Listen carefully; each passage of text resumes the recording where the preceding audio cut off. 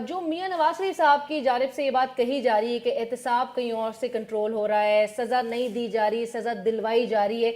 किन की तरफ इशारा किया जा रहा है? और फिर एक तरफ आप रिव्यू पिटिशन की तरफ भी गए, मतलब उससे, और उनको लगता है कि जी अदालतों से ही इंसाफ की तवक्को एक तरफ से की जा रही है और एक तरफ से ये कहा जा रहा है कि कहीं और से कंट्रोल हो रहा है मामला। देखें, आपने तो कहा कि मियां नवाज शरीफ साहब ये बातें कर रहे हैं। इस सबसे पहले इस सब्जेक्ट के ऊपर के इस ट्रायल के ऊपर जिस तरीके से ये किया जा रहा है, पाकिस्तान के तमाम एमिनेंट लॉयर्स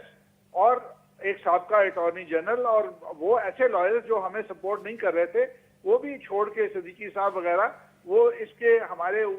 केस के बारे में उनके व्यूज ये थे कि ये एक ट्रायल जो है जिस तरह से होना चाहिए उस तरह नहीं हो रहा। एक सुप्रीम कोर्ट के चीफ जस्टिस इसको केस लेने से इनकार कर देते हैं और फिर दूसरे चीफ जस्टिस लेते हैं, और फिर ऐसी चीजें बातें हुई जो हमारे लिए बड़ी पिंचिंग थी, हमारे लिए हैरान कुन थी, उन पे हमने एतराजात किए